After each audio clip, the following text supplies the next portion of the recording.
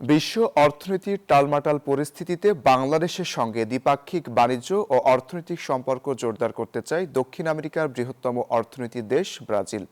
শুল্ক কমানো, এলসি জটিলতা দূর করে বিনিয়োগ বাড়াতে বাণিজ্য চুক্তি হচ্ছে আগামী 2 মাসের মধ্যে। দেশটিতে নিযুক্ত বাংলাদেশের রাষ্ট্রদূত তৌহিদুল ইসলাম জানিয়েছেন, চুক্তি হলে বাংলাদেশ থেকে পোশাক, ফার্মাসিউটিক্যাল সহ বাড়বে পণ্য রপ্তানি, নির্ভরতা কমবে মধ্যপ্রাচ্যের উপর। ব্রাজিল থেকে ফিরে এসে জানাচ্ছেন শাহনাজ ইয়াসমিন। দক্ষিণ আমেরিকার অর্থনৈতিক বিশাল সম্ভাবনার দেশ ব্রাজিল, তবে এখনও দেশটির সাথে বাংলাদেশের কোনো আনুষ্ঠানিক বাণিজ্য চুক্তি নেই। 2024 সালে বাংলাদেশ ব্রাজিল থেকে $2 বিলিয়ন বেশি পণ্য আমদানি করলেও রপ্তানি করেছে মাত্র $178 মিলিয়ন পণ্য। এবার এই ঘাটতি দূর করতে উভয় দেশ বাণিজ্য চুক্তি করতে একমত হয়েছে। দুই দেশের এত বাণিজ্যের বিশাল সম্ভাবনা থাকার পরও বর্তমানে খুবই অল্প পরিমাণে বাংলাদেশ তৈরি পোশাক রপ্তানি করে এবং ব্রাজিল থেকে তুলা আমদানি করে।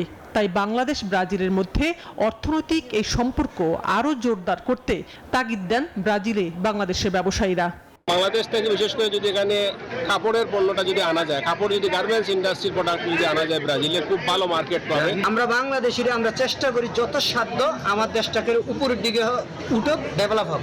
দীর্ঘ প্রতীক্ষার পর হলেও বাংলাদেশ ও ব্রাজিলের মধ্যে অর্থনৈতিক সম্পর্ক জোরদার হচ্ছে, যার অংশ হিসেবে ব্রাজিল দ্বিপাক্ষিক বাণিজ্য চুক্তি করতে আগ্রহী, এমনটা জানিয়েছেন দেশটিতে নিযুক্ত বাংলাদেশের রাষ্ট্রদূত doctor Touhidul Islam. Latin America is an untapped potential. এই পটেনশিয়ালটা আমাদের ট্যাপ করতে হবে। এই শতাব্দীর পরবর্তী স্থানগুলো আমাদের ট্রেড বলি, এমপ্লয়মেন্ট বলি, সবকিছু Latin America and Africa based হবে।